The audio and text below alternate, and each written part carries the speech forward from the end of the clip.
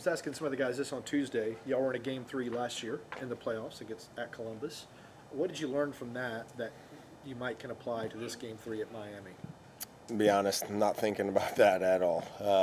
Not crossed my mind. You know, we'll go back. We'll continue to look at the last 2 games against Miami and give everything we've got on Saturday. Is there any pressure on y'all on Saturday? I think the pressure, a lot of it is on them, and so we know we need to turn up and perform, but I think a lot of the pressure will be on them. Y'all have come through a stretch where you've had pressure on you. You've had to get results, and you've been able to do that. So is not having pressure on y'all good or bad on Saturday? I wouldn't say. Listen, we hold ourselves to a certain standard. We hold ourselves in terms of what we're trying to do.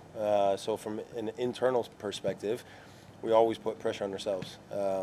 I think from y'all's perspective, a lot of that pressure will be on them. And so from our standpoint, it's about focusing on us, applying ourselves, how we've been going the last few weeks in terms of being able to find results and get results, and we want to do that on Saturday.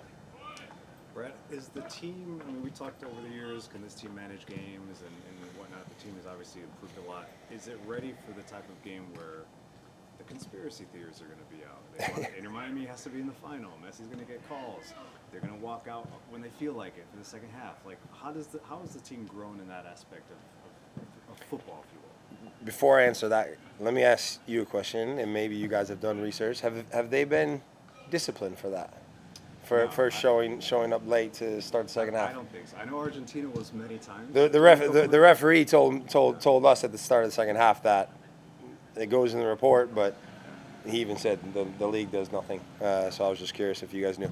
Anyhow, listen, we can only control ourselves in terms of our application, in terms of how we approach the game, in terms of how we perform and deal with situations as they come up in the game. Can't worry about the referee. Can't worry about conspiracy theories and whatnot. At the end of the day, it's going to be 11-11, in their stadium, and we've got to go down and try and find a way to win. How do you feel? I mean, you've been a hero here over the last month or so. Are you ready for another performance that could potentially get this team into the next round? I feel good. I need to clean up things on my end too. Especially game 1, being able to make a few saves. But as I said after game 1, it ultimately doesn't mean anything, right, in terms of the result. And so, our guys did a fantastic job in game 2 to be able to battle back and ultimately go and get the result and the win that we needed to force game 3. And from my perspective, my job doesn't change. My job is to try and make saves and try and help the guys in front of me, give them the ability to go win the game. And whether that's in the 5th minute, the 95th minute, the 45th minute, it doesn't matter, right? So you want to give the opportunity to our attacking players to say, hey, go and score. And when we do, we're going to do enough in the back to get ourselves a result. Was there a plan for Messi in game 2? I mean, for his standard, kind of quiet. I mean, still extremely dangerous. You have the best angle for that. But what was the plan, and does it change when they're at home? Listen, when you have a player like himself, in terms of his ability, what he brings to a game, what he brings to a team, just him standing on the field, it requires your attention, right? And so when you have that, it's not down to one guy. It's down to it's down to everybody in terms of being aware and being able to help each other. And the plan, it's very few times does plan A work, and it's plan B and plan C and plan D, and you're having to adjust really quickly.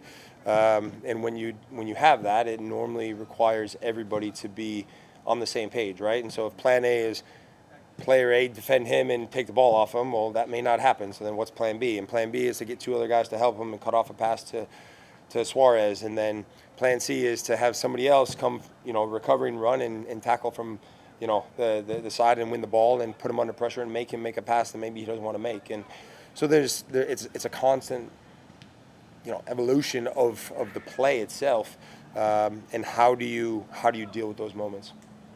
Brad, what would you say were the biggest changes made from game 1 to game 2 for you guys?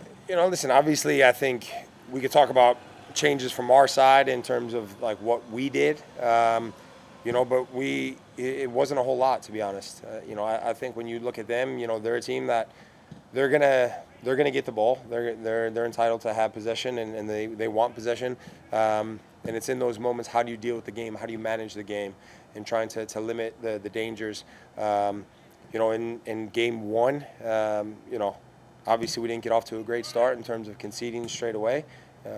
And I think the longer we can keep it 0-0 and allow us to kind of grow into the game, hopefully then the frustration and the pressures will certainly mount for them. But as I mentioned earlier, it'll be the same for us. And we've just got to be able to deal with those moments in the game. After game 2, Rob said the way it went down was wild, and that's kind of y'all's story as of late. What do you think that speaks to, like the resiliency of the team just later in the season? Yeah, I think it's been huge, right? I mean, you go back to Orlando, you go back to Montreal. You talk about resiliency, you talk about belief.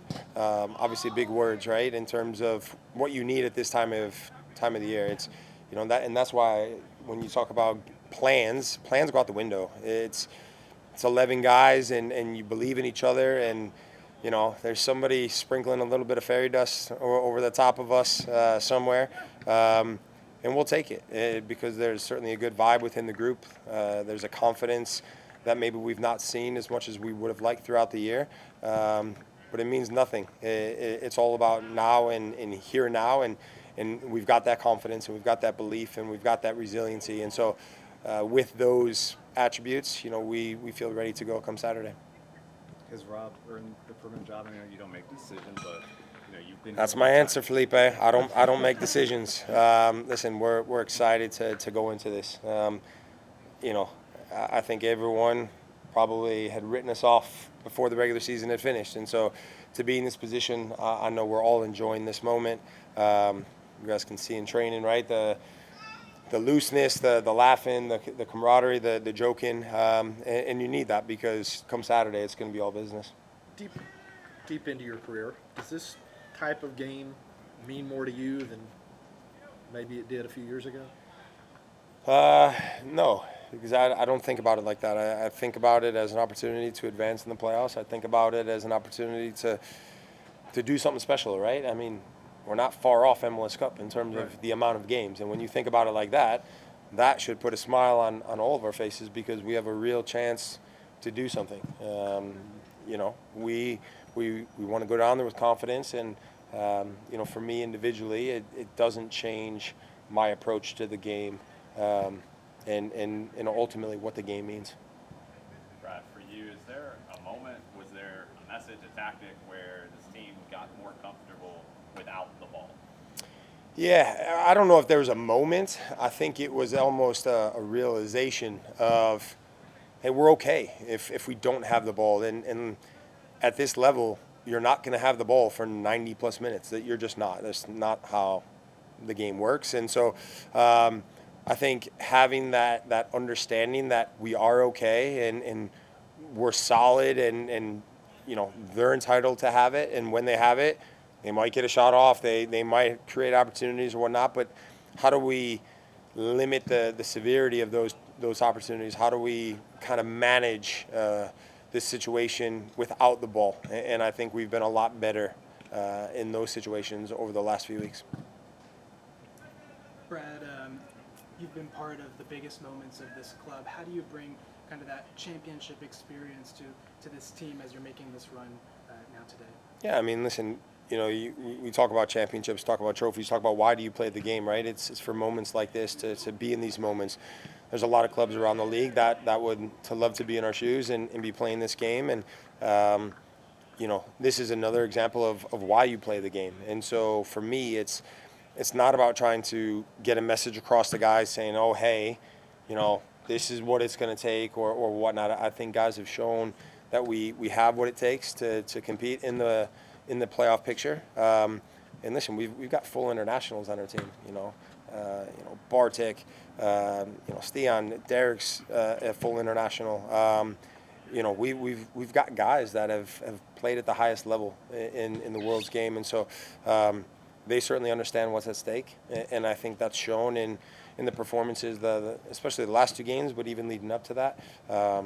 So for me, it's not about trying to get a message across to those guys, because I think we all understand what we're going into come Saturday. Where does Game 2 rank among your favorite moments with the club? Yeah, I said afterwards. It's certainly up there, and I think probably down to the craziness that we talked about of how it finished. And so, after Sunday's goal had gone in, I remember looking around the stadium for a brief second, thinking, "Wow, this is 2018-esque," and that feeling was pretty special. And how does being the underdog coming into this series, how does that mentality kind of change things for you guys? Does it make games like that Game 2 win, does it make those more special? I don't think it makes it any more special. I think, like I said, how it finished and how we were able to score late in the game and ultimately put ourselves in a position to force Game 3. I think that's what makes moments like that special. Where would a win in Game 3 rank? It'd be up there. Hopefully it's not as crazy as Game 2 in terms of how it finishes, a little bit more subdued. But yeah, I'll take it any way it comes. And still no thoughts about your future? Yeah, definitely not. Definitely not. All right. All about Saturday. All right. Brad, last one. Just about Game 3. Privately, do the players talk about like the magnitude of the opportunity? I mean, the world's gonna watch this game to see if Messi is still in the playoffs. Like, you could honestly shock the world, if you will. Is that something you guys talk about? Not on that scale, no, because again, it's all about internal and what we're doing as a group. Correct me if I'm wrong. It wasn't Game 1 like, I don't know, live in Times Square and like shown in the Apple They stores canceled and it like. 'cause of the Yankees, but Oh, fair that enough. was See, the I don't plan. even know. That was That's the plan. that's what we had heard, and That was the plan. It is the World Series. yeah, fair enough. But yeah, you know what I mean. Like you hear these comments, but ultimately they don't have a real effect on us as a group, because internally we're so focused on ourselves that that stuff it's all on the outside. Thanks, guys. Thank you, Brian. Appreciate it.